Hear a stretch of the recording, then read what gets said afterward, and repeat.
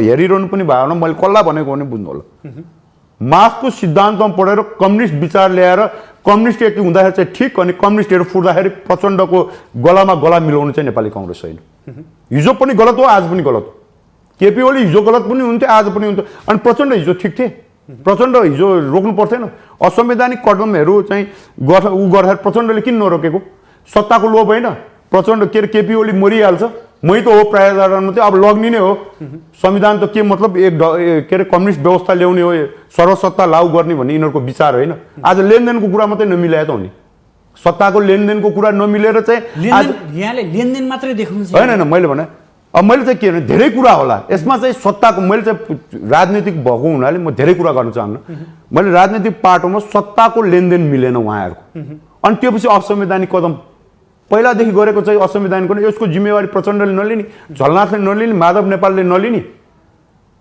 अनि हामीले सबै कम्युनिस्टलाई साथ दिनुपर्ने भन्ने छ र झलनाथले के अरे प्रचण्डले चाहिँ कुम हल्लाउँदामा हामीले हल्लाउनु पर्ने हो र होइन नि त तर कम्युनिस्टको अझै पनि कम्युनिस्टको साथ नपाए सत्तामा होइन हामी त अघि मैले भने हामीले प्रश्न यो हुनुहोस् हामी कसैलाई साथ दिँदैनौँ हामी बाहिरबाट समर्थन गर्ने हो सरकार कसैले बनाउनु छ भने तर हाम्रो नेतृत्वमा सरकार बन्ने हो भने समर्थन गर्ने हो उहाँहरूको जायज नजायज मान्न सकिन्न हिजो माधव नेपाल केपी शर्मा ओली झलनाथ खनाल र प्रचण्डले गरेका निर्णयहरू चाहिँ सबै संवैधानिक हुने प्रत्येक घटना तपाईसँग छ नि त प्रेस स्वतन्त्रता हनन गर्न खोजियो न्यायपालिका प्रहार गर्न खोजियो संसदमा प्रधानमन्त्रीले धम्की दिनुभयो राजस्व विभाग गुप्तचर विभाग आफ्नो अन्डरमा ल्याउनु भयो गुठी अध्यादेश ल्याउनु भयो गुठी विधेयक ल्याउनु भयो हाम्रो धर्म संस्कृति रीतिरिवाज चाड सबै प्रहार गर्न होइन सबै ल्याएको होइन जनताका अधिकारहरू कुण्ठित गर्न खोजे होइन तर त्यो बेला संवैधानिक हुने किनभने कम्युनिस्टहरू एक थिए प्रचण्ड त्यहाँ केपी ओलीको साथमा थिए झलनाथ केपी ओलीको साथमा थिए माधव नेपाल केपी ओलीको साथमा थिए कांग्रेस बोल्न कांग्रेस किन नबोल्ने हामीले त बारम्बार बाहिर आएर चाहिँ जुलुस धर्ना गर्दाखेरि हाम्रा जुलुस धर्नालाई के भन्ने हो भने यो चाहिँ अराजक भिड भन्ने सभापति शेरबहादुर देउवालाई लाग्ने आरोप भनेको उहाँ अहिले केपी शर्मा ओलीसँग निकट हुनुहुन्छ यो कारणले पनि कांग्रेसले निर्णय लिन सकेका छैन भन्ने अर्को आरोप छ हैन यस्तो हो प्रधान यो कुरा चाहिँ के भने उहाँलाई दोषकोमा शेरबहादुर देउपाले जे गरे पनि एउटा दोष लगाइन्छ हैन आज शेरबहादुर देउपाकै परिपक्व प्रवेश अलि बाक्लो भयो भन्ने मानेमा प्रवेश तपाईलाई म यही जोड्न चाहन्छु शेरबहादुर देउपाले परिपक्व निर्णय गरेर अभिभावकको निर्णय गरेर आज यो ठाउँसम्म आएका छौं र कम्युनिस्टहरू पनि फुटेको अवस्था छ नेपाली कांग्रेस चाहिँ 63 सिटमा आएको सरकारमा जाने अवस्था आयो नि त आजको दिनमा प्रतिपक्षको शेरबहादुर देउपा नेपाली कांग्रेसको अध्यक्ष मात्रै होइन नि त उहाँ संसदीय दलको नेता पनि हो प्रमुख प्रतिपक्ष दलको नेता पनि हो र प्रमुख प्रतिपक्ष दलको नेता प्रधानमन्त्रीसँग भेट्नुलाई चाहिँ दुराशय देख्नु भएन प्रधानमन्त्री देशको प्रधानमन्त्री हो उहाँ चाहिँ यो देशको प्रतिपक्ष दलको नेता हो यस्ता भेटघाट त भइहाल्छ र बाक्लो भेटघाट छ यहाँ साँठगाँठ छ आफू प्रधानमन्त्री हुनलाई आइसकेका छ केपी ओलीसँग किन साँठगाँठ गर्नु पर्यो हामी त नेतृत्व गर्ने हो उहाँले बोलाउने हो नि हामी नेतृत्व गर्छु भनेकै छैनौँ नि हामी प्रतिपक्षमा बसेका छौँ अहिले हामी बिना सरकार बन्दैन भन्ने हामीले देखिरहेछौँ भने उहाँहरू आउनु पर्यो नि त माओवादीले गमक्क परेर भनेको तपाईले राजनीतिमा गमक्क परेको भन्ने कुरो होइन पहिला सुरु त राजनीतिक निर्णय गर्नु पर्यो होइन आफ्नो केन्द्रीय समिति छन् नि त हामी सरकार बनाउँछु ल निर्णय गर्दाखेरि जसपा र माओवादीले निर्णय नगर्ला अपरिपक्व निर्णय हुन्छ नि त फेरि हामी कसलाई खेच्छौँ भने त्यही पार्टी सभापति शेरबहादुरले सत्ताको लागि निर्णय गरिहाल्ने भन्छौँ त्यो भएर माओवादीले समर्थन फिर्ता लिनु पर्यो शेरबहादुर भनौँ न नेपाली कांग्रेस शेरबहादुर देवै किन भन्नु नेपाली कांग्रेसको नेतृत्वमा सरकारमा जाने निर्णय गर्नु पर्यो जसपा वार्तामा आउनु पर्यो उसका मागहरू उसले पनि केन्द्रीय समितिबाट नेपाली कांग्रेसलाई समर्थन गर्ने भनेर निर्णय गर्नु पर्यो अनि नेपाली कांग्रेस सरकारमा नजाने अविश्वास प्रस्ताव नल्याउने भन्ने कुरै छैन यो अघिल्लो महाधिवेशनमै सभापति लडेका अनुहार पनि आउँछन् या त्यो भन्दा फरक अनुहार आउने सम्भावना होइन होइन अब मैले देखेको चाहिँ अहिलेसम्मको अनुहारहरूमा ती सभापति लडेकै व्यक्तिहरू सभापति लड्नुहुन्छ। अधिवेशनमा जितजङ बस्नेत कहाँनिर हुन्छ? होइन म केन्द्रीय सदस्य लड्छु, मैले यो पहिला पनि भनेको हो होइन, म केन्द्रीय सदस्य लड्छु। आदरणीय दर्शकबिन नमस्कार, आजको राजनीति विशेष कार्यक्रममा यहाँहरूलाई हार्दिक स्वागत छ। म सुदर्शन आचार्य। दर्शकबिन, सर्वोच्च अदालतले प्रतिनिधि सभा विघटन गर्ने सरकारको निर्णयलाई बदर गरेको पनि 1 महिना नागिसकेको छ। यस बीचमा प्रतिनिधि सभा बिउतिए पनि राजनीतिक निकास भने निस्किएको छैन, अर्थात् राजनीतिक दलहरू आन्तरिक किचलोमै व्यस्त छन्।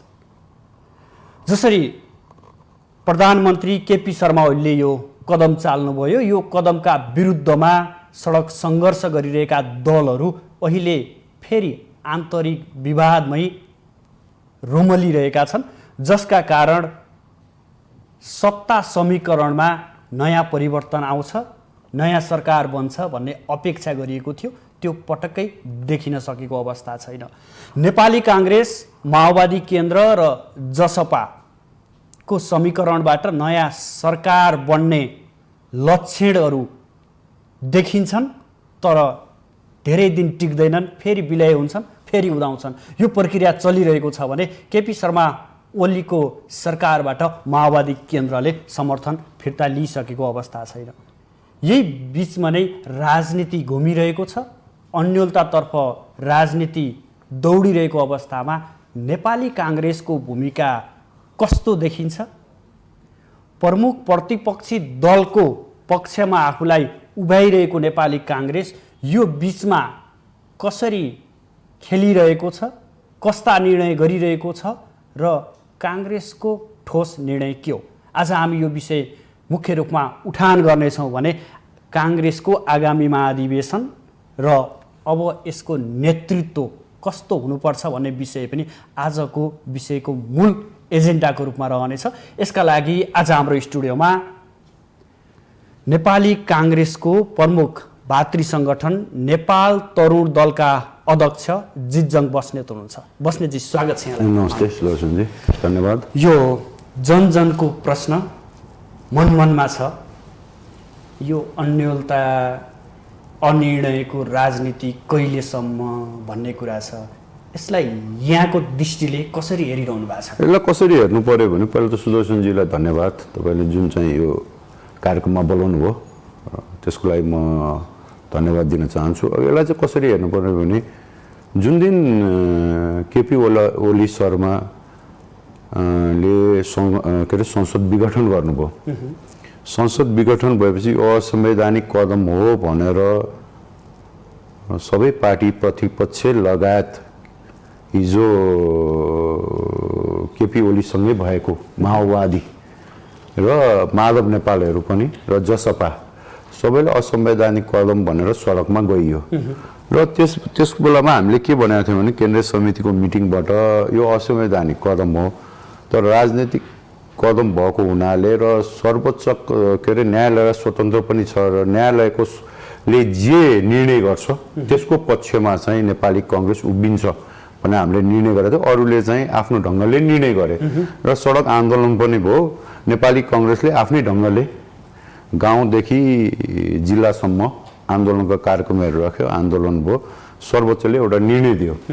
निर्णय दिएर केपी ओली शर्माको चाहिँ कदम, प्रधानमन्त्रीको कदम चाहिँ यो चाहिँ गैर संवैधानिक भयो, यो संविधान विपरीत भयो। अब चाहिँ संसद उहाँले गरेको निर्णय बदर गर्यो, संसद पुनर्स्थापना भयो। संसद पुनर्स्थापना भएदेखि आजसम्म हेर्ने हो भने संसद चल्न सकेको छैन। मैले यो मानेमा हाउसले बिजनेस पाएको छैन। अब अङ्कगणितको खेलमा चाहिँ नेपाली काङ्ग्रेस प्रतिपक्ष दलको भूमिका भएको हुनाले वेटिङ गभर्मेन्ट पनि हो, प्रतिपक्ष सरकारको नेतृत्व लिनुपर्छ भन्ने अहिले जनमानसमा पनि त्यो आएको छ र नेपाली काङ्ग्रेसभित्र पनि एकमतले चाहिँ सरकारको नेतृत्व अब नेपाली काङ्ग्रेसले लिनुपर्छ। तर नेपाली काङ्ग्रेसले नेतृत्व लिने भनेको त अब अङ्कगणितीय खेल हो नि त। दोस्रो निर्णय आएपछि अदालतको दुईटा निर्णय आएको छ। पहिलो निर्णयमा आउँदाखेरि नेपाली कांग्रेसले सरकार बनाउन सक्ने, किनभने माधव नेपालहरू पनि माओवादी हुँदाखेरि माओवादी अहिले माओवादी प्लस माधव नेपालहरू र नेपाली कांग्रेस मिलेर अङ्कगणितले चाहिँ सजिलै सरकार बन्न सक्ने स्थिति थियो भने आज जसपा पनि छ। जसपाका केही मागहरू छ, त्यो मागहरू कति जायज छन् कति नाजायज छन्, ती मागहरू सम्पूर्ण रूपले चाहिँ नेपाली कांग्रेसले पुर्याउन सक्ने हो कि नसक्ने हो, त्यो भएको कारणले चाहिँ आज सरकार नबनेको स्थिति हो। र हाम्रो संविधानको कमजोरी पनि हो। के हो भने असंवैधानिक कदम उठाएको त्यो बदर भइसके प्रधानमन्त्री आजसम्म नटिक्नु पर्ने। तर आज हामीले हेर्दाखेरि के देखिन्छ भने उहाँ चाहिँ सबभन्दा बलियो प्रधानमन्त्री, हिजोसम्म चाहिँ कमजोर प्रधानमन्त्री आज चाहिँ बलियो प्रधानमन्त्रीको रूपमा आइरहनु भएको छ। र अब अङ्कगणितीय खेल छ।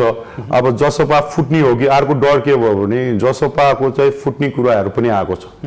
उनीहरू धेरै दलहरू मिलेर चाहिँ जसपा बनेको, त्यो फुट्दाखेरि भोलिको दिनमा के हुने, त्यो भएको हुनाले अङ्कगणितीय खेलमा चाहिँ हामी अहिले चाहिँ परिरहेका छैनौँ। र अहिले साँच्चीकै भन्ने हो भने कांग्रेस महाधिवेशनमै घुमिसकेको हुनाले पनि नेतृत्व त फेरि लिनै पर्छ होइन। तर नेतृत्व लिने हो भने हामी नाजायज मागहरू चाहिँ पुरा गरेर नेतृत्व चाहिँ जाँदैन। जस्तो कि यहाँनिर माओवादी केन्द्रले सरकारलाई दिएको समर्थन फिर्ता लिइसकेको छैन, जसका कारण पनि अझै पनि बहुमतमा केपी शर्मा ओली हुनुहुन्छ। अब यहाँ भूमिका त काङ्ग्रेसको देख्नुपर्ने हो, तर काङ्ग्रेसले खासै भूमिका खेलेन भन्ने आरोप चाहिँ माओवादी केन्द्रले लगाउन थालिसकेको छ नेपाली काङ्ग्रेसलाई। कहाँनिर नेपाली काङ्ग्रेस चुक्यो होइन, नेपाली काङ्ग्रेस कहाँ चुक्यो? हिजो सत्ताको खेल हुँदाखेरि यस्तो हो कि संसदीय दलमा सत्ता खेल हुन्छ होइन। मेरो चाहिँ प्रश्न, मेरो चाहिँ इन्डिभिजुअली कुरा गर्नु, म जो प्रजातन्त्र व्यवस्था मान्ने, यो संविधान मान्ने, संसद मान्ने, जनताको अधिकार मान्ने, जनताको मतद्वारा चाहिँ हामी चाहिँ सरकार बनाउँछौँ होइन। तर संसदमा गएपछि संसदीय अभ्यास त हुन्छ नि, जसको बहुमत हो त्यसले सरकार बनाउने। जब नेपाली कांग्रेस सरकार बनाउन लाग्यो भने चाहिँ यहाँ कस्तो कुरा आउँछ भने जहिले पनि सरकार चाहिने भन्ने कुरा आउँछ। अहिले चाहिँ फेरि हामी होइन, अङ्कगणित पुगेको छैन, केही चाहिँ कुरो पुगेको छैन, सरकार बनाउने ठोस निर्णय आउनु पर्यो। माओवादीले चाहिँ पहिला सुरु त सरकारको समर्थन फिर्ता लिनु पर्यो। जसपाले चाहिँ राजनीतिक निर्णय लिएर आउनु पर्यो नि त, सरकार हामीलाई आह्वान गर्नु पर्यो नि त, नेपाली कांग्रेसलाई आह्वान गर्नु परेन। ल सरकार बनाउनु, यता सुन्नु न, सरकार बनाउनुहोस् भनेर आह्वान गर्नु। यो संविधान ट्र्याकमा, यो संविधानलाई चाहिँ केपी ओलीले चाहिँ अवसंवैधानिक कदम गरे, ट्र्याकमा गएन, संविधान थिच्ने मिच्ने काम भयो। अब नेपाली कांग्रेसको नेतृत्वमा चाहिँ सरकार बनाउनुहोस्, हामी चाहिँ तपाईँलाई सहयोग गर्छु भनेर पनि आएको स्थिति छैन नि त। र त्यो भएको हुनाले नेपाली कांग्रेस भोलि त्यो निर्णय परिपक्व रूपले आयो भने नेपाली कांग्रेस पछाडि हट्दैन। नेपाली कांग्रेसले सरकारको नेतृत्व गर्छ। खुट्टा कांग्रेसले नै कमाएको छ भनी चाहिँ यहाँनिर हैन। यस्तो सत्तामा जान अब निर्णय कमाउनु हुँदैन, सरकारको नेतृत्व गर्ने भन्ने कुरामा कमाउनु पर्दैन। किनभने म दुईटा पाटोमा हेर्छु होइन यो कुरालाई। जनताले मत चाहिँ दिए, चुनाव भयो, चुनावमा चाहिँ दुईटा कम्युनिस्टहरू मिले, उनीहरूले मत पाए, लगभग पहिलो सरकारभन्दा 2/3 मेजोरिटीमा सरकार बनेको थियो। तर बिचमा आउँदा जसपाले पनि निर्णय फिर्ता लियो। अब उनीहरूको बहुमत सरकार भयो, बहुमतको सरकार हुँदाखेरि उनीहरूको किचेलो पर्यो, पार्टी फुट्यो नि त। अहिले पार्टी फुटेको पार्टीभित्र पनि किचेलो छ होइन। त्यो त जनताले दिएको म्यान्डेट त गुमियो नि त होइन। यही रमिता कांग्रेसले हेरेको कुरा होइन, यो सरकारको यो त त्यहाँ त अङ्कगणितको कुरा हो नि त। अङ्कगणितको पुर्याउनु पर्ने होइन, मेजोरिटी पुर्याउनु पर्यो नि त। मेजोरिटी पुर्याउन जबसम्म माओवादीले समर्थन फिर्ता लिँदैन र अर्को जसपाले, किनभने नेपाली कांग्रेसको नेतृत्वमा सरकार जाने भने नेपाली कांग्रेस माओवादी र जसपा मिलेपछि फुल जसपा है, फेरि फुटेको जसपा होइन, जो फुल जसपा मिलिसकेपछि मात्रै सरकार बनाउने हो नि। माओवादी फिर्ता लिएको छैन, जसपाले कार्ड फालिसकेको छैन। ऊ वार्ता दुईटै पार्टीसँग तीनटै पार्टीसँग वार्ता मात्रै गरिरहेको छ। उसले दुईटा पार्टीले आउनु पर्यो नि त, सरकार बनाउनुहोस्, हाम्रो चाहिँ तपाईलाई चाहिँ समर्थन छ भनेर आएको छैन। माओवादीले मात्रै बनाएको छ। माओवादीले आफू फिर्ता नलिकन भनेको अवस्थामा हामीले अहिले निर्णय गर्नु हो भने त हामी कमजोर हुनु हो नि त। माओवादी केन्द्र र जसपालाई अझै कांग्रेसले ढुक्कसँग विश्वास गरेको अवस्था होइन। अब यस्तो हो, राजनीतिमा नेपाली कांग्रेस चाहिँ यस्तो पार्टी भयो कि नेपाली कांग्रेस एउटा मियो पार्टी हो। नेपाली कांग्रेस बिना अब भन्दाखेरि चाहिँ के हो भने धेरैजनाले त्यो विश्वास पनि गरे होला। हामीले पहिलादेखि भने यो देशमा चाहिँ नेपाली कांग्रेस बिना चाहिँ लोकतन्त्र रहँदैन है, लोकतन्त्र कमजोर हुन्छ भनेको आज देखियो नि त। संविधानलाई कमजोर बनाए, लोकतन्त्रलाई कमजोर बनाए, हुँदा हुँदा स्वतन्त्र न्यायपालिकापछि पालिकालाई पनि कम्युनिस्टहरूले त प्रहार गरे। त्यो केपी ओलीले किन नहोस्, माधव नेपाल र झलनाथ खनाल अथवा चाहिँ प्रचण्डले किन प्रहार गरे हो नि त। एउटाले रत्न पार्कबाट प्रहार गरे, एउटाले चाहिँ राजदरबारको गेटबाट प्रहार गरे। तर नेपाली कङ्ग्रेस मात्रै त्यो पार्टी हो नि त जसले चाहिँ स्वतन्त्र न्यायपालिकाको पक्षमा रह्यो नि त, जनताको अधिकारमा पक्षमा रह्यो नि त। त्यो भएको हुनाले अनिर्णयको हामी डराएको होइन, हामी सरकारको नेतृत्व गर्छौँ। तर अङ्कगणितीय खेल छ, अङ्कगणितीय खेलमा चाहिँ हामी ढुक्क छैनौँ। अहिले तपाईँले यसो भन्नुभएको छ, तपाईँका सभापति शेरबहादुर देउवाले हिजो मात्रै सुनसरीमा के भन्नुभएको छ भने हामी जाँदैनौँ, सरकारमा जाँदैनौँ, हामी प्रमुख प्रतिपक्ष हो, हामी निर्वाचनमा जान्छौँ भनेर उहाँले बोलिसक्नु। होइन, यस्तो हो, जब सरकारमा जाने परिस्थिति छैन नि त, प्रतिपक्ष त प्रतिपक्षमै बस्ने हो नि त। पहिला सुरु त माओवादी र जसपाले निर्णय गरेर आउनु पर्यो नेपाली कङ्ग्रेसको नेतृत्वमा सरकारमा जाने र अविश्वासको के अरे विश्वासको जुन विश्वासको मत दिएको त्यो झिक्नु पर्यो। माओवादी केन्द्र र जसपा बुढा नीलकण्ठमा पुगेका होइन? होइन, पुग्न त पुगे होइन। माओवादी केन्द्रकोबाट ठोस निर्णय आयो, तर उसले अहिलेसम्म जुन चाहिँ केपी ओली शर्मालाई दिएको विश्वासको मत झिकिरहेको छैन नि त। के कारणले झिकेको छ थाहा भएन होइन। अब जसपाको कुरो त तपाईँको सरकार बनाउँदाखेरि उसका विभिन्न मागहरू छन् नि, त्यो मागको विषयमा त जसपा तीन पार्टीसँग निरन्तर रूपमा वार्तामा छ नि त। ऊ सरकारसँग पनि हिजो भर्खरै वार्ता गरिरहेको छ, माओवादीसँग पनि वार्ता गरिरहेछ, कङ्ग्रेससँग पनि वार्ता गरिरहेछ। भनेपछि त अब जसपाले चाहिँ नेपाली कङ्ग्रेसलाई सहयोग गरेको स्थिति देखिएन नि त सरकार बनाउन। तर अङ्कगणितले हामी अहिले पुगिरहेको स्थिति छैन। जिजङ बस्नेत स्पष्ट वक्ता हो, स्पष्ट बोल्छ भन्ने मान्यता छ। यहाँनिर के पनि भनिन्छ भने कतैको आशीर्वाद आउनुपर्ने हो। अहिलेसम्म त्यो काङ्ग्रेसलाई आशीर्वाद आएको छैन। यो कारणले पनि काङ्ग्रेसले ठ्याक्कै यही भनेर निर्णय लिन सकेको छैन भन्ने छ नि। त्यसमा चाहिँ म स्पष्ट के भन्छु, हाम्रो संविधानमा कमजोरी रहेछ। हामीले बनाएको संविधान अहिले कमजोर देखियो। कसरी कमजोर देखियो भने मलाई लागेको कुरो चाहिँ योभन्दा अगाडि एउटा निर्णय भएको थियो। शेरबहादुर देउवा प्राइम मिनिस्टर हुँदाखेरि उहाँले चाहिँ एउटा निर्णय गर्नुभयो राष्ट्रिय सभाको मन्नी सांसदको लागि। 3 जना मन्नी सांसद जुन चाहिँ राष्ट्रिय सभामा चाहिँ सबै सांसदहरूको सबै संसद निर्वाचित प्रणालीबाट आइसकेपछि राष्ट्रिय सभा र प्रतिनिधि सभाबाट निर्वाचन प्रणालीमा आइसक्यो, त्यहाँ शपथ गर्नुहुन्छ नि त। शपथ गर्नुपछि चाहिँ संसदीय दलको नेता बन्ने हो, अनि प्रधानमन्त्री क्लेम गरेर अनि राष्ट्रपतिका गएर बहुमतको चाहिँ संसदीय दलको नेता चाहिँ प्रधानमन्त्रीको शपथ गर्ने हो नि। तर हामीले राष्ट्रिय सभाको लागि 3 जना मनोनित गरेको सांसद राष्ट्रपतिज्यूसँग अधिकारै नभएको राष्ट्रपतिले लत्ताइदिनु भयो। फर्स्ट घटना होइन, ती प्रधानमन्त्री कमजोर देखियो नि त। अधिकार छ तर राष्ट्रपतिले। अर्को कुरो हो, प्रधानमन्त्रीले फ्रेस म्यान्डेट माग्नुभयो होइन, तर अदालतले फिर्ता ल्याइदियो, फिर्ता दियो नि त, तिम्रो यो कदम भएन भनेर। त्यहाँ पनि कमजोर देखेर प्रधानमन्त्री त दुईटा रूपले हेरेको मैले, हामीले कमजोर बनाएर छौँ नि त। तर त्यही कमजोर प्रधानमन्त्री चाहिँ भित्र चाहिँ हिटलरी शैलीमा चाहिँ काम गर्ने, उसले चाहेको कुरा चाहिँ पुरा गर्न नसक्ने, तर प्रधानमन्त्री चाहिँ निरन्तर रूपमा हुने। वान्स प्रधानमन्त्री अलवेज प्रधानमन्त्री जस्तो भयो कि। यो संविधानले के भन्यो भने हामीले वान्स प्रधानमन्त्री अलवेज जस्तो भयो नि त, भएन त। केपी ओली शर्माले चाहिँ असंवैधानिक कदम गरे भनेर अदालतले निर्णय फिर्ता गर्दाखेरि पनि सरकार हामी बनाउन सक्दैनौँ भनेपछि यो संविधानका पनि केही कमजोरी छन्। यी कमजोरीलाई पनि सुधार गर्नुपर्छ। 2 वर्षमा चाहिँ अविश्वासको प्रस्ताव ल्याउने भनेको कुरा नै अप्रजातान्त्रिक कुरा हो। सरकार भनेको चाहिँ के हो, जनताले म्यान्डेट दिन्छ, म्यान्डेट भए सरकार बन्छ र राजनीति तपाईँ र मेरो विचार मिल्दैन भने त पार्टी फुट्न सक्छन् नि त। यो त प्रजातन्त्रमा अभ्यास हो नि त जहाँ चाहिँ। अनि तपाईँ पार्टी फुट्न पनि दिनुहुन्न, पार्टी जोड्न पनि सक्नुहुन्न, पार्टी फुटाउन पनि सक्नुहुन्न। निर्वाचन आयोग कति कमजोर बनाएको, निर्वाचन आयोगले चाहिँ निर्णय गर्न सक्दैन होइन। अदालतको निर्णय गर्न तपाईँ 2 महिना कुर्नुपर्छ। एउटा निर्णय आउँछ फेरि अर्को निर्णय त्यसलाई चाहिँ अल्झाउने निर्णय आउँछ। हामी चाहिँ धेरै कमजोरी छन्, यी कमजोरीलाई सुधारेर चाहिँ जानु पर्यो। हामीले मार्क्सको सिद्धान्तमा कतै मलाई लागेको कुरा किन मार्क्सको सिद्धान्तमा बनेको संविधान हो कि भन्ने लाग्छ। म प्रजातन्त्रवादी भए म वेस्ट मिनिस्टर संविधानलाई मान्छु, जहाँ चाहिँ प्रधानमन्त्री बन्छ, प्रधानमन्त्री राम्रो काम गरे बस्ने हो, राम्रो नकाम नगरे चाहिँ ढल्नु पर्यो नि त।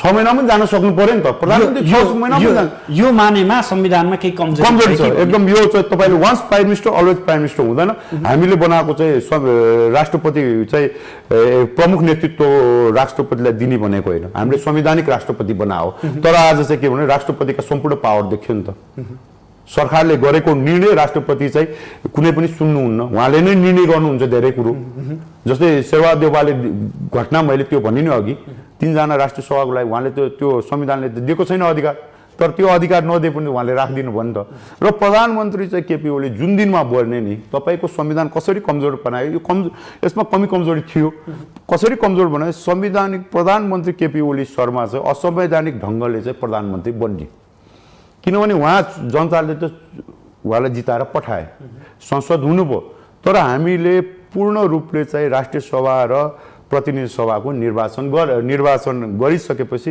सम्पूर्ण रूपले आइसके शपथ गर्नु हुन्छ नि त संविधानमा व्यवस्थित हो नि त शपथ गर्न ज्येष्ठ चाहिँ संसदले गराउने हो त्यो शपथ गर्न पनि गरेनौँ डाइरेक्ट चाहिँ अध्यक्षको हैसियतले म त के भन्छु भने राष्ट्रपति विद्यादेवी भण्डारीले अध्यक्षको हैसियतले केपी ओली शर्मालाई प्रधानमन्त्रीको रूपमा आह्वान गर्नुभयो उहाँले अध्यक्षको रूपले चाहिँ शपथ ग्रहण गर्नुभयो उहाँ संसदीय दलको नेता कांग्रेसले बनाएको संविधान होइन त यो होइन यस्तो हो सम्पूर्ण रूपले यस्तो हो संविधान भने अहिले के भनिन्छ भने मान्छेहरूले संविधान भने परिष्कृत हो यो संविधान उत्कृष्ट भन्छन् संविधान भने परिष्कृत पनि होइन संविधान भने संविधान हो समय अनुकूल यसलाई चाहिँ परिवर्तन गर्ने हो हाम्रा कमी कमजोरी यहाँ छन् भने परिवर्तन गर्नु पर्यो धाराहरूमा कमी कमजोरी छ परिवर्तन गर्नु पर्यो हामीले बनाएको राष्ट्रपतिलाई चाहिँ संवैधानिक हो राष्ट्रपति चाहिँ एक्टिभ हुनु थाल्नुभयो अब त्यहाँ केही कमी कमजोरी छ नि त संविधानमा भयो नि त त्यहाँ पनि हामीले व्यवस्थित गर्नु पर्यो प्रधानमन्त्रीको अधिकारमा हामीले कहीँ कुण्ठित गरेको त्यहाँ पनि व्यवस्थित गर्नु पर्यो अब यो 2 वर्षमा मात्रै तपाईँ चाहिँ अविश्वासको प्रस्ताव ल्याउने भन्ने कुरो नै यो पूर्ण रूपले मेरो लागि मेरो व्यक्तिगत कुरा गरेँ पार्टीसँग मैले चाहिँ सल्लाह पनि गरेको छैन किनभने म प्रजातन्त्रवादी भएको हुनाले प्रजातन्त्रलाई म विश्वासको व्यक्तिगत धारणा चाहिँ मेरो के हो भने यो नै गलत छ किनभने अविश्वासको प्रस्ताव तपाईँले 6 महिनामा ल्याउन पाउनुहुन्छ पर्छ बस्नेतजी मैले तपाईँलाई जोड्न चाहेको प्रश्न के भने अहिले कांग्रेस सरकारमा जानको लागि आशीर्वाद नपाएको भन्ने कुरा छ हैन मैले तपाईले जोड्न मैले यही जोड दिन्ला संविधानमै कमी कमजोरी छ हामीमै कमी कमजोर छ भने कसको आशीर्वादले जाने मैले त बुझाएको छैन तपाईले भन्नेको कुरा बुझाएको छैन कसको आशीर्वादले जाने हैन आशीर्वाद होइन अङ्क गणित पुगेन अब कोलाई आशीर्वाद थियो नेपाली कांग्रेसलाई को आशीर्वाद छ तिनीहरूलाई थाहा होला हैन तर हामी आशीर्वादको खेलमा यो भन्दा अगाडिका सरकारहरु पनि कोही भारतको आशीर्वाद पाएर गए कोही युरोपियन युनियनको आशीर्वाद पाएर म यसलाई यो रूपले हेर्छु अब राष्ट्रिय अन्तर्राष्ट्रिय खेल नेपालमा चाहिँ छ नभा होइन तपाई बिआरआई प्रष्ट रूपले भन्नु सोध्नु चाहे म भन्दिहाल्छु बिआरआई आयो हैन कसले ल्यायो हामीले ल्याएन नि त कम्युनिस्टले ल्यायो नि त बिआरआई आइसकेपछि एउटा शक्तिशाली देश आइसकेपछि अर्को शक्तिशाली देश एमसीसी को नाममा आउन चाहे इन्डिया त छँदै थियो कुरा यति हो मैले बुझेको राजनीति के हो भने तपाईले चाहिँ यी जुन शक्तिहरू यहाँ छन् त्यो शक्तिसँग तपाईले देश विकासलाई आर्थिक उन्नति र देशको प्रगतिका लागि लगाउनु पर्नेमा राजनीतिक खेलमा चाहिँ हामी लाग्यौं त्यो चाहिँ दुर्भाग्य हो अर्को कुरा पनि यो भन्छन् कि सभापति शेरबहादुर देउवा सत्ताको भोको मान्छे हो तर अहिले किन निदाइरहनु भएको छ भन्ने अर्को पनि छ नि एउटा जिज्ञासाको रूपमा त्यो पनि छ म तपाईलाई यो विषय भन्छु शेरबहादुर देउवा चाहिँ नेपालको वा 4 चोटि प्राइम मिनिस्टर हुनुभयो पार्टी सभापति हुनुभयो उहाँलाई चाहिँ धेरै मान्छेले एउटा चलाक चाहिँ सत्ताको लागि चलाक व्यक्ति भनिन्छ तर आज उहाँले गरेका निर्णयहरू परिपक्व निर्णयहरू छन् हिजो पनि त उहाँलाई प्रहार भएको थियो नि हामीले चाहिँ असंवैधानिक कदम भनेर यो जसपा र यो माओवादीसँग सडकमा गए आज मुडभेडको स्थिति आउँथ्यो हामीले के भन्यौं भने त्यसबेला हैन है यो कदम चाहिँ असंवैधानिक हो हामी आफ्नै ढंगले यो असंवैधानिक कदमको विरोध गर्छौं तर स्वतन्त्र न्यायपालिकाले गर्ने निर्णय चाहिँ सर्वोच्चले गर्ने निर्णय मान्छौं भने थियो नि त हामीले स्वतन्त्र न्यायपालिकाले त्यो बेलामा त कांग्रेस भित्र दुईटा समूह देखियो हैन यस्तो जति समूह भए पनि जति विचार भए पनि मेरो इन्डिभिजुअलको विचारले केही हुँदैन नि त। पार्टीको केन्द्रीय समितिको निर्णय हो नि त प्रमुख त। त्यो निर्णय त हामीले गऱ्यौँ नि त। त्यसपछि अहिले आएर चाहिँ सत्ता चाहिँ लालायत भएन किन चाहिँ भन्दाखेरि अङ्क गणित पुगेको छैन, परिपक्व भएको छैन, समय आएको छैन। समय आउनसाथ नेपाली कङ्ग्रेस नेतृत्व गर्छ। कहिले आउँछ समय कहिले अब यो समय भने त जसपा र माओवादीले पहिला सुरु प्रस्ताव, माओवादीले त यहीँबाट आह्वान गर्छु नि त। पहिला सुरु माओवादीले त समर्थन फिर्ता लिनु पर्यो, जसपाले आफ्नो निर्णय गरेर आउनु पर्यो। नेपाली कङ्ग्रेसलाई सरकार बनाउन नेतृत्वको लागि निर्णय गरेर आउनु पर्यो। हामी सरकार बनाउँछ। उसो भए भनिदिनुहोस् न, अब नयाँ सरकार कि नयाँ चुनाव? यस्तो हो, सरकार त अब यो तपाईँको चुनाव सबैले भन्छन् होइन, चुनाव कसरी हुन्छ मलाई चाहिँ यो अहिले पनि आधार तयार भएको छैन। मैले चुनाव हुन्छ त 6 महिना वर्ष दिनमा होला।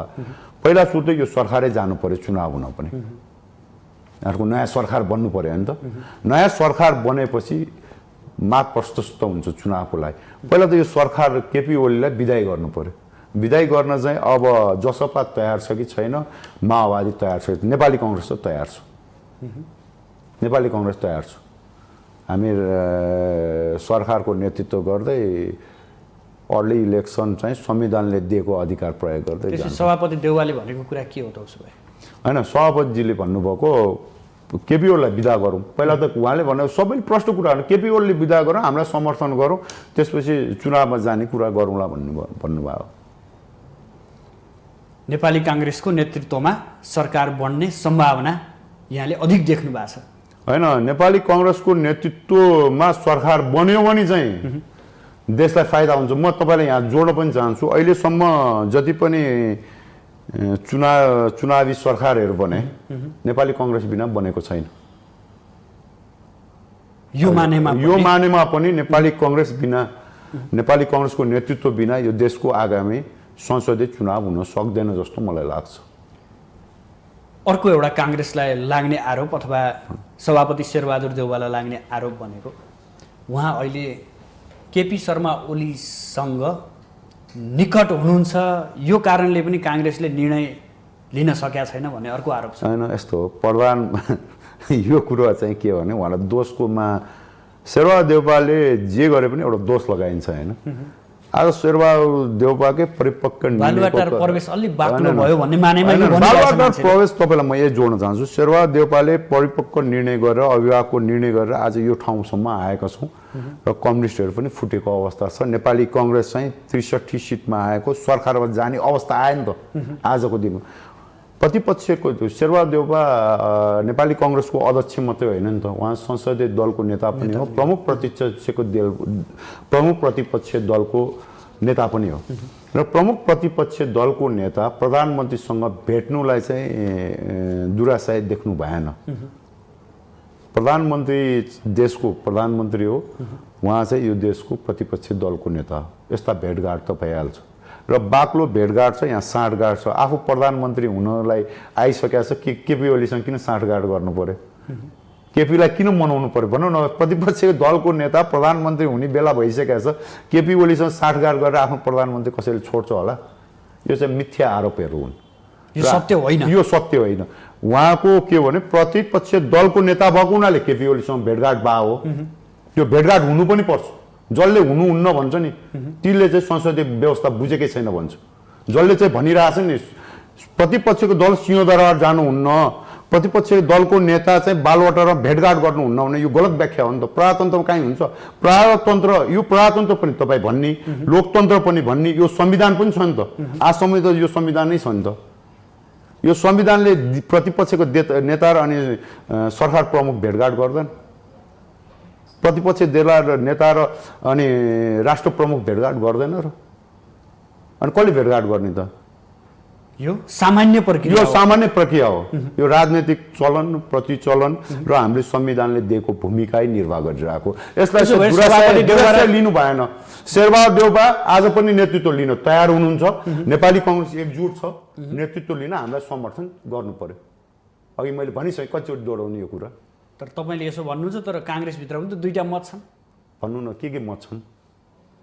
चुनावमा जानुहुन्न भन्ने मत थियो त्यति बेला। अहिले फेरि के भयो?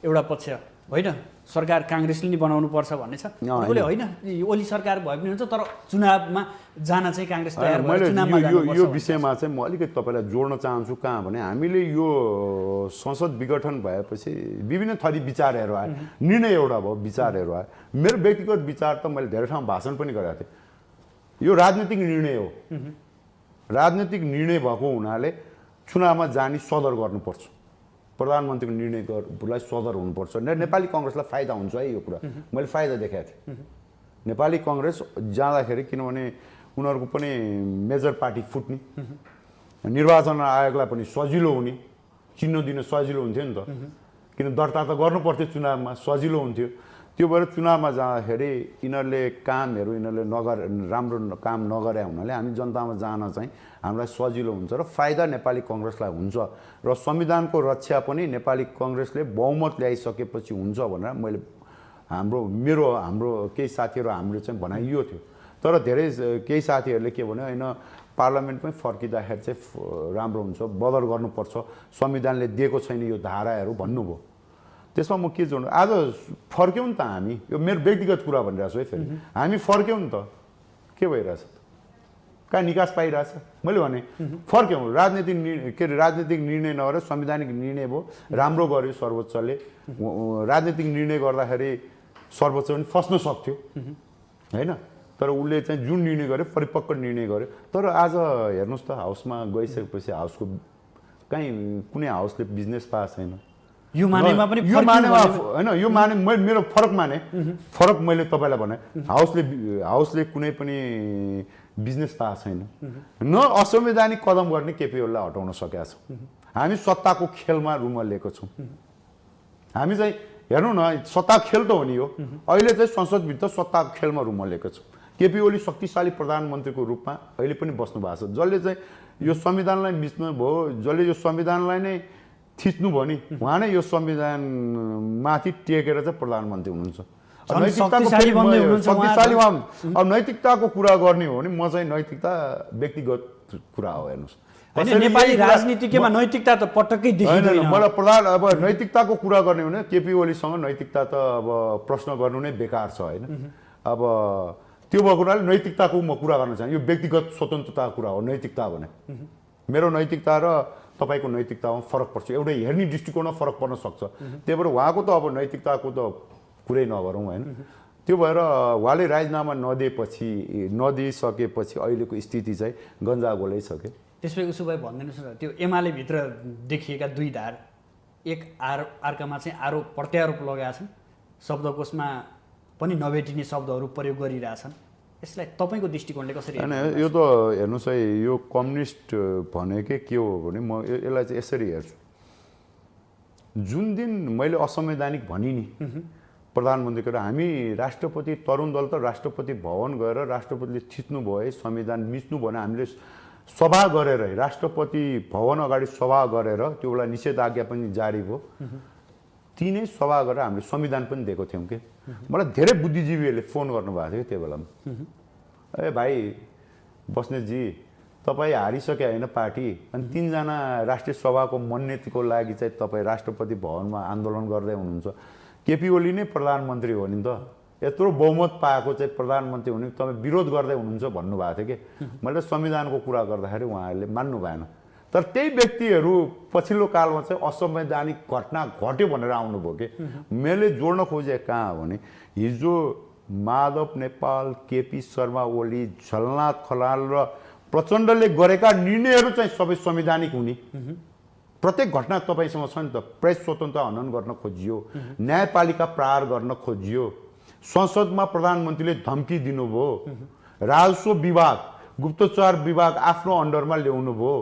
गुठी अध्यादेश ल्याउनु भयो गुठी विधेयक ल्याउनु भयो हाम्रो धर्म संस्कृति रीतिरिवाज चाडपर्व सबै प्रहार गर्न होइन सबै ल्याएको होइन जनताको अधिकारहरू कुण्ठित गर्न खोजे होइन तर त्यो बेला संवैधानिक हुने किनभने कम्युनिस्टहरू एक थिए प्रचण्ड त्यहाँ केपी ओलीको साथमा थिए झलनाथ केपी ओलीको साथमा थिए माधव नेपाल केपी ओलीको साथमा थिए काङ्ग्रेस बोल्न काङ्ग्रेस किन नबोल्ने हामीले त बारम्बार बाहिर आएर चाहिँ जुलुस धर्ना गर्दाखेरि हाम्रा जुलुस धर्नालाई के भन्ने हो भने यो चाहिँ अराजक भिड भन्ने अनि हाम्रा टाउको फुटेको खुट्टा भाँचेको चाहिँ जुलुसलाई चाहिँ के भन्ने हो भने अराजक भिड गरेर अनि भोलिपल्टै ती व्यक्तिहरूले के लेख्न थाले भने पत्रिकामा चाहिँ पहिलो लेख चाहिँ तरुण दलले गरेको नेपाली कङ्ग्रेसले गरेको भिडभाड सबै अराजक अनि भोलिपल्ट चाहिँ के नेपाली कङ्ग्रेसले चाहिँ प्रमुख प्रतिपक्षको भूमिका निर्वाह गरेन भन्ने प्रमुख प्रतिपक्षको भूमिका भने के संसदमा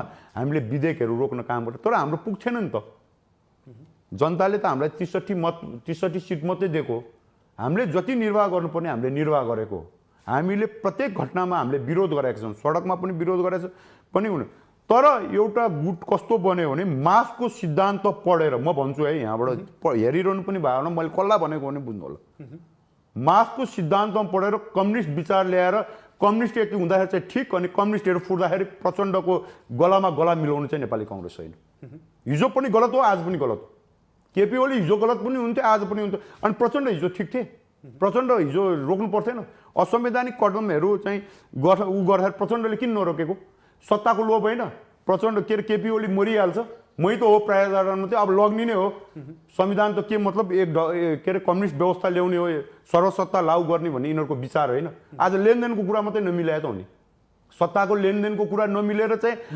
यहाँले लेनदेन मात्रै देख्नुहुन्छ होइन मैले भने अब मैले चाहिँ के भने धेरै कुरा होला यसमा चाहिँ सत्ताको मैले चाहिँ राजनीतिक भएको हुनाले म धेरै कुरा गर्न चाहन्न मैले राजनीतिक पाटोमा सत्ताको लेनदेन मिलेन उहाँहरूको अनि त्योपछि असंवैधानिक कदम पहिलादेखि गरेको चाहिँ असंवैधानिक यसको जिम्मेवारी प्रचण्डले नलिने झलनाथले नलिने माधव नेपालले नलिने अनि हामीले सबै कम्युनिस्टलाई साथ दिनुपर्ने भन्ने छ र झलनाथले चाहिँ के अरे प्रचण्डले चाहिँ कुम हल्लाउँदामा हामीले हल्लाउनु पर्ने हो र होइन नि त तर कम्युनिस्टको अझै पनि कम्युनिस्टको साथ नपाए सत्तामा होइन हामी त अघि मैले भने हामीले प्रश्न यो हुनुहोस् हामी कसैलाई साथ दिँदैनौँ हामी बाहिरबाट समर्थन गर्ने हो सरकार कसैले बनाउनु छ भने तर हाम्रो नेतृत्वमा सरकार बन्ने हो भने समर्थन गर्ने हो उहाँहरूको जायज नजायज मान्न सकिन्न होइन हामी अभिभावकको भूमिका निर्वाह गर्ने हो किनभने ट्र्याकमा गएन संविधान मेन कुरो संविधानको कुरा हो नि त नेपाली कङ्ग्रेसको नेतृत्व भएपछि ट्र्याकमा जान्छ भनेर सरकारको नेतृत्व गर्न लाग्यो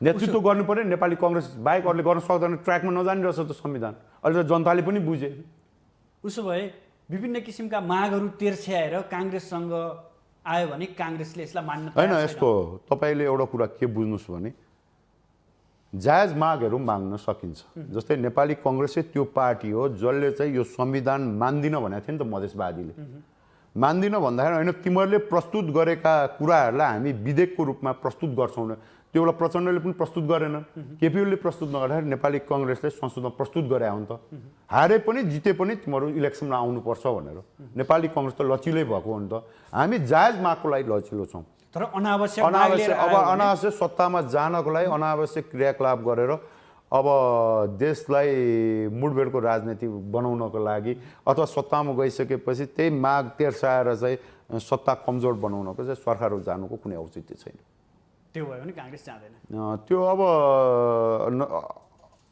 नाजायज माग लिएर त जानु नै बेकार हो नि त ठिक छ देश बनाउने हो राष्ट्र बनाउने हो संविधानलाई ट्र्याकमा ल्याउने हो होइन चुनाव गराउने हो होइन भनी चाहिँ जाने हो होइन अब यो तपाईँले यो बोल्दै गर्दा जसपाले माग राखेको छ संविधान संशोधन र आफ्ना एउटा सांसदलाई चाहिँ रिहाई गर्ने लगायत अन्य कार्यकर्तालाई रिहाई गर्ने भन्ने छ यो माग बोकेर जसपा कङ्ग्रेसकोमा पुग्यो भने कङ्ग्रेसको प्रतिक्रिया कस्तो हुन्छ त्यो होइन उहाँहरूको सम्पूर्ण माग भने त टेबलमा बसेपछि नै छलफल हुने हो अहिलेसम्म माग नेपाली कङ्ग्रेससँग उहाँहरूले जसरी सरकारसँग चाहिँ छलफल गर्नुभयो हिजो मैले न्युज हेर्दाखेरि चाहिँ सरकारसँग डिटेलको कुरामा उहाँहरूको मागको विषयमा चाहिँ छलफल भएछ अब नेपाली कङ्ग्रेससँगै छलफल गरेपछि उहाँहरूको के जायज माग छन् जति जनताको अधिकारको लागि मधेस अधिकारको लागि होइन जे जायज माग छ त्यो माग चाहिँ पुरा हुन्छ अब नाजायज माग त्यो भित्र छ भने नेपाली कङ्ग्रेसले कसैले पनि पुरा गर्न सक्दैन नि नाजायज माग मलाई त्यसरी लाग्दैन कि उहाँहरूको सम्पूर्ण कुरा चाहिँ नाजायज छ भन्ने पनि लाग्दैन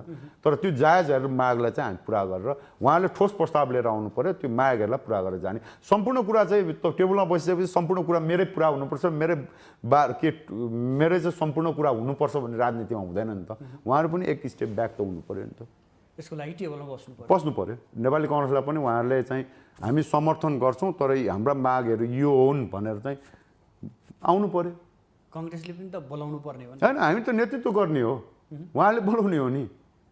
हामी नेतृत्व गर्छु भनेकै छैनौँ नि, हामी प्रतिपक्षमा बसेका छौँ। अहिले हामी बिना सरकार बन्दैन भन्ने हामीले देखिरहेछौँ भने उहाँहरू आउनु पर्यो नि त। माओवादीले कङ्ग्रेस गमक्क परेर बसिरहेको अवस्था हो। गमक्क परेर भनेको तपाईँले राजनीतिमा गमक्क परेको भन्ने कुरो होइन। पहिला सुरु त राजनीतिक निर्णय गर्नु पर्यो होइन। आफ्नो केन्द्रीय समिति छन् नि त। हामी सरकार बनाउँछु ल निर्णय गर्दाखेरि जसपा र माओवादीले निर्णय नगर्ला, अपरिपक्व निर्णय हुन्छ नि त। फेरि हामी कसलाई खेद्छौँ भने त्यही पार्टी सभापति शेरबहादुरले सत्ताको लागि निर्णय गरिहाल्ने भन्छौँ होइन। त्यो भएर माओवादीले समर्थन फिर्ता लिनु पर्यो। शेरबहादुर भनौँ न, नेपाली कङ्ग्रेस शेरबहादुर किन भन्नु पर्यो, नेपाली कङ्ग्रेसको नेतृत्वमा सरकारमा जाने निर्णय गर्नु पर्यो। जसपा वार्तामा आउनु पर्यो, उसका मागहरू उसले पनि केन्द्रीय समितिबाट नेपाली कङ्ग्रेसलाई समर्थन गर्ने भनेर निर्णय गर्नु पर्यो। अनि नेपाली कङ्ग्रेस सरकारमा नजाने, अविश्वास प्रस्ताव नल्याउने भन्ने कुरै छैन नि। कङ्ग्रेस सरकारमा गयो भने हजुर, प्रधानमन्त्री शेरबहादुर देउबा अथवा अन्य कोही होइन, यस्तो छ। अब नेपाली कङ्ग्रेसको विधानले चाहिँ के हो भने संसद दलको नेता प्राइम मिनिस्टर हुने भए हुनाले आजको विधानसम्म त शेरबहादुर देउबा चाहिँ संसद दलको नेता भए, पार्टी सभापति संसद दलको नेता भएको हुनाले विकल्पका नामहरू पनि बाहिर होइन। आजसम्म म तपाईँलाई भन्छु, आजसम्म उहाँ नै प्रधानमन्त्री हो नेपाली कङ्ग्रेस नेतृत्वमा गयो। शेरबहादुर देउबा पार्टी सभापति संसद दलको नेताले चाहनुभयो भने, उहाँले चाहनुभयो भने होइन म होइन अर्को भनेर सार्न सक्नुहुन्छ।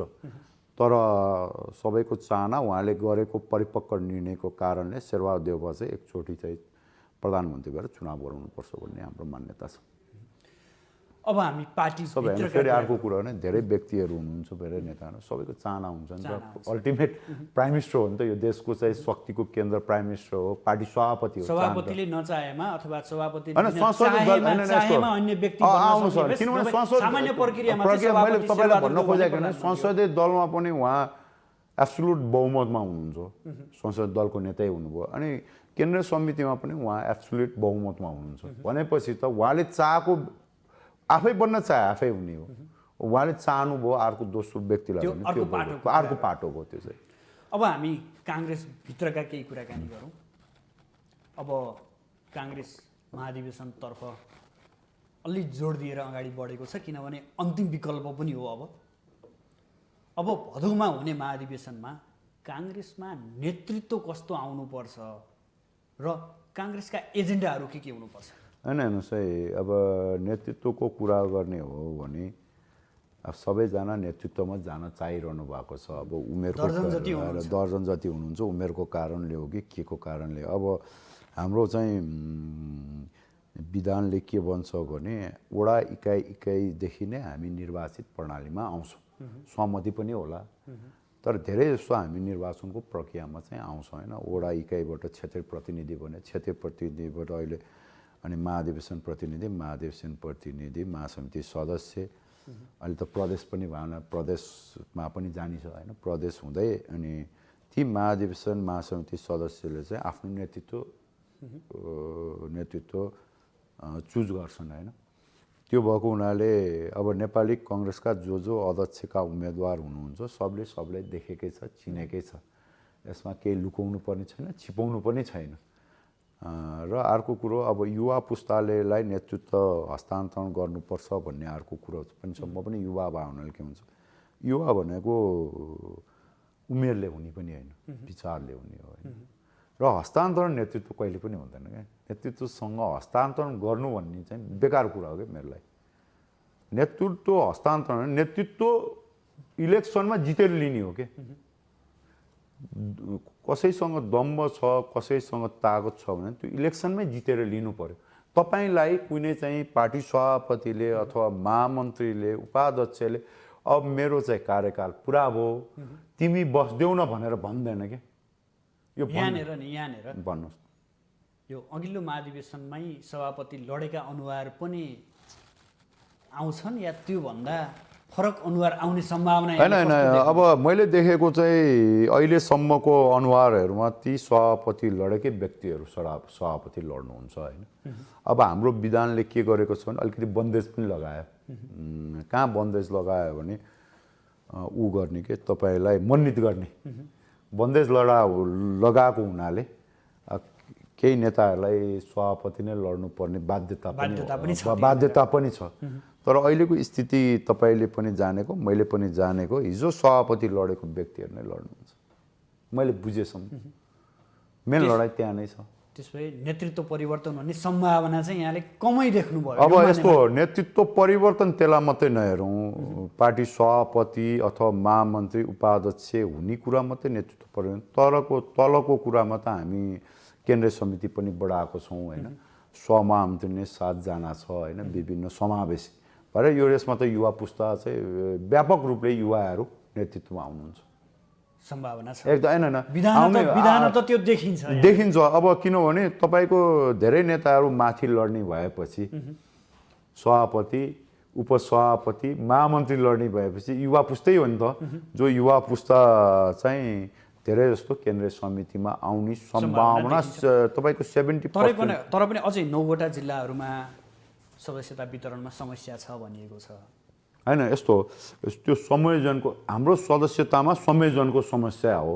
त्यो समस्या चाहिँ अब समाधान यो तुरुन्तै हल भइहाल्छ, किनभने महाधिवेशन चाहिँ यो भातृ सङ्गठनको महाधिवेशन होइन। एउटा जिल्ला छोडौँ, 2टा जिल्ला छोडौँ, 3टा जिल्ला छोडौँ र 7वटा जिल्ला भएन भने पार्टीले चाहिँ जिम्मेवारी लिन्छ छोडौँ भन्ने कुरा होइन।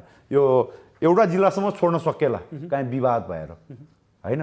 7-7वटा जिल्ला जहाँ चाहिँ तराई चाहिँ हाम्रो मेजर फ्याक्टर हो, त्यो जिल्लालाई छोडेर हामी महाधिवेशनमा जाँदा यो कुरा चाहिँ सर्वसम्मतले मिल्छ। अब यो महाधिवेशनमा जितजङ बस्नेत कहाँनिर हुन्छ? होइन, म केन्द्रीय सदस्य लड्छु। मैले यो पहिला पनि भनेको हो होइन, म केन्द्रीय सदस्य लड्छु। यो मानेमा काङ्ग्रेसको 14औं महाधिवेशन भव्य हुनेवाला छ, नयाँ भव्य हुनेवाला छ, सभ्य हुनेवाला छ। हामीले परिपक्व निर्णय पनि गरेका छौँ। तपाईँहरूले भनिदिनु पऱ्यो कि जनतालाई के बुझाइदिनु पर्ने भने एउटा कुरा भ्रम छोटो भनौँ, भ्रम छ कि जनता जहिले पनि नेपाली कङ्ग्रेस सत्ताको लागि मात्रै लड्छ भन्ने होइन कि नेपाली कङ्ग्रेस आजको निर्णयले सत्तामा नजान पनि चाहन्छ भन्ने पनि देखिन्छ नि त। हामी त्यति हतारो गरेका छैनौँ नि। तर कुरा के भने लोकतन्त्र प्रजातन्त्रमा सत्ता पनि एउटा ठुलो खेल हो है। किनभने हामी जनताको म्यान्डेट लिएर पार्टीहरू जनतामा जान्छौँ। त्यो म्यान्डेट चाहिँ पुरा गर्न, आफ्ना मागहरू पुरा गर्न, एजेन्डाहरू पुरा गर्न चाहिँ हामी सरकारको नेतृत्व गर्नुपर्छ। यो संविधानले दिएको अधिकार हो होइन। सत्तामा जाने भने संविधानले दिएको अधिकार हो नि त। र अर्को कुरा के हो भने हामीले यो संसारमा तपाईँलाई फेरि लास्टमा म के भन्छ, संसारको कुनै इतिहासमा यस्तो पार्टी छैन नेपाली कङ्ग्रेस जस्तो जसले क्रान्ति गर्यो होइन। जसले क्रान्तिपछि क्रान्ति गर्यो, जनआन्दोलनको 2 चोटि नेतृत्व गर्यो, त्यसपछि संविधान बनाए पनि सरकारको नेतृत्व पनि गर्यो, सरकार पनि बनायो, माओवादीलाई शान्तिमा पनि ल्यायो, राजतन्त्रको अन्त्य पनि गर्यो, सबै निर्वाचन प्रक्रियामा नेपाली कङ्ग्रेस यो संविधान पनि कार्यान्वयन गर्यो। हस्, यहाँसम्म आइदिनु भयो, आफ्नो महत्त्वपूर्ण समय र महत्त्वपूर्ण विचार अभिव्यक्त गरिदिनु भयो, यसका लागि यहाँलाई विशेष धन्यवाद। सुदर्शनजीलाई पनि एकदम धन्यवाद। तपाईँले जुन प्लेटफर्म दिनुभयो त्यसको लागि म एकदम धन्यवाद दिन चाहन्छु। आदरणीय दर्शकबिन, आज हामी समसामयिक राजनीति र यसमा नेपाली काङ्ग्रेसको भूमिका कस्तो हुन्छ र नेपाली काङ्ग्रेसको आगामी महाधिवेशन कसरी बढ्ला र नेतृत्वमा कस्तो व्यक्तित्व आउला, आज हामी यिनै विषयवस्तुको पेरिफेरीमा रहेर बहस सञ्चालन गऱ्यौँ। यसका लागि नेपाली काङ्ग्रेसको भातृ सङ्गठन नेपाल तरुण दलका अध्यक्ष जितजङ बस्नेत हुनुहुन्थ्यो। भोलि पुनः नयाँ विषयवस्तु र नयाँ अतिथिका साथ उपस्थित हुनेछौँ। आजलाई भने बिदा दिनुहोस्। नमस्कार।